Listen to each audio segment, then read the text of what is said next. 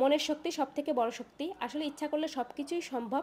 শুরুটা হয়তো একটু কঠিন হয়, কিন্তু একবার শুরু করলে সব কিছুই সহজ। হরে কৃষ্ণ। আজ হলো পবিত্রা রোপণী একাদশী। আজকে একটু দেরি হয়ে গেছে আমার ঘুম থেকে উঠতে। ওই 6:30টার দিকে উঠেছিলাম। আজকে কিন্তু গাছে অনেক অনেক বেশি ফুল ধরেছে। মানে কি বলবো, ভীষণ ভালো লাগতেছে। অন্যান্য দিন থেকে বেশ অনেকটা বেশি। আজকে একটু বেশি ফুল দিয়ে পূজা দিতে পারবো। আর আজকে যেহেতু 5ই আগস্ট, সিমনের পাপা বাসায় ছিল। এখনও অবশ্য সে ঘুমিয়ে আছে, কিন্তু বাসায় আছে আর একসাথে একাদশী ব্রত পালন করব। ভীষণ ভালো লাগতেছে। মাঝে মাঝে অবশ্য সে 2-1টা বাদ দেয়, তো আজকেরটা করবে। তো দেখো কত ফুল ফুটেছে। একাদশীর দিন বাসাটাও যেমন একদম পরিষ্কার পরিচ্ছন্ন গোছানো থাকে, ঠাকুরের সিংহাসনটা আমি সুন্দর করে পরিষ্কার করে নতুন কাপড় আসনে বিছিয়ে দেই।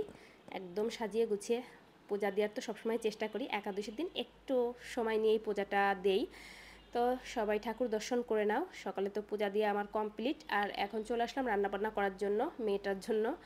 ওই 8টার মতন বেজে গেছে। একটু বেগুন ভাজি করব আর 2-3 রকমের সবজি দিয়ে একটা নিরামিষ তরকারি রান্না করব। একাদশীর দিনে বাসায় একদমই মাছ মাংস মানে আমিষ জাতীয় কোনো কিছুই রান্না করা হয় না, ওর জন্যও না।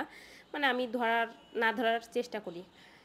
তো তারপর একটু পাঁচফোড়ন দিয়ে সবজিটা বসিয়ে দিলাম। হালকা একটু জল দেবো, মানে একদম মাখা মাখা হয় যাতে। ও তো ঘুম থেকে উঠে গেছে, আর প্রতিদিনের প্রধান কাজ খেলনাপাতি নিয়ে বসা।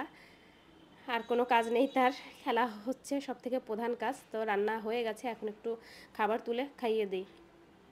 ওই 9টার মতন বাজতে চললো। রান্না বেশ অনেকটা আগে হয়েছে। ওই যে ঘুম থেকে ওঠার পর ব্রাশ করবে না, জল খাবে না, বা এরকম বিভিন্ন ধরনের বাহানা থাকে। আর আজকে যেহেতু ওর পাপা আছে, বাহানাটা একটু বেশিই করে। যেখানে আহ্লাদটা একটু বেশি পায়, সে বাচ্চা হোক বা বড় মানুষ হোক, সেখানে আবদারগুলো বেশি থাকে। তো তারপর আমি স্নান করে ফ্রেশ হয়ে এখন চলে আসছি।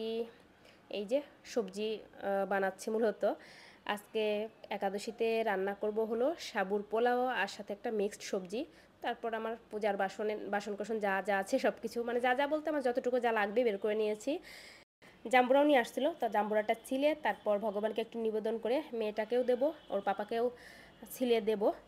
সেও সকাল থেকে এখনও কিছু খায়নি। ওই প্রায় 1টার মতন বাজতে চললো। বেশ কয়েকটা একাদশীর পর এই একাদশীতে একটু রান্নাবান্না করছি, কারণ একাদশীতে এই সাবু বা সবজি টবজি রান্না করলে ওর পাপা একদমই খেতে চায় না। মোট কথা তার ভালো লাগে না।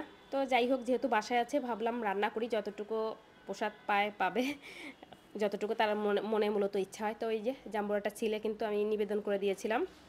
তো সব সবজি টবজি বানিয়ে নিয়েছি। চলুন এখন রান্নাবান্নাটুকু করে নেই। প্রথমে হলো সবজিটা রান্না করে নেব।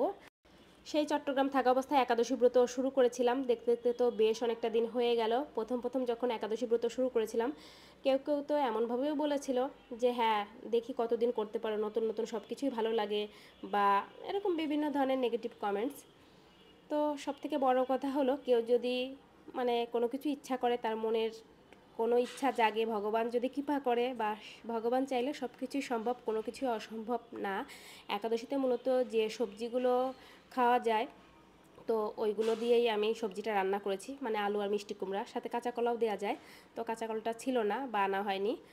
তারপর দুধ জাল করে নিলাম। ভেবেছিলাম দুধের সাবু দিয়ে পায়েস করব, তো ভাবলাম দরকার নেই, একাদশীতে মিষ্টি জাতীয় খাবারগুলো আরও ভালো লাগে না।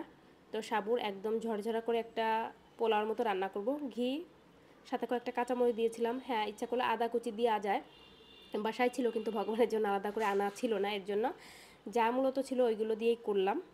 আজকের পুরো রান্নাটা হলো আমি ঘি দিয়েই করেছি, সূর্যমুখী তেল দিয়েও করি। তো তারপর রান্নাবান্না কমপ্লিট করে ভগবানকে ভোগ নিবেদন করে দিলাম। সবাই ভোগ দর্শন করো, ভোগ দর্শনে দুর্ভোগ কাটে। এখনোই প্রায় 2:30টার মতন বেজে গেছে। তো যাই হোক, ভীষণ ভালো লাগলো। ভগবানের জন্য কোনো কিছু করতে পারলে অনেক অনেক ভালো লাগে। ছিল সাবুর পোলাও, তারপর ছিল আমড়ার চাটনি, ছিল দুধ জাল করে নেওয়ার সাথে একটু মিষ্টি দিয়ে দিয়েছি, আর ছিল একটা সবজি। এই তো। তারপর আমরা এখন প্রসাদ পাচ্ছি। আমার মেয়েটা কিন্তু প্রসাদ ভীষণ পছন্দ করে, মানে এই যে যখন আমি মাঝে মধ্যে রান্না করি, তার পাপা পছন্দ না করলেও সে একটু মুখে দিয়েছিল।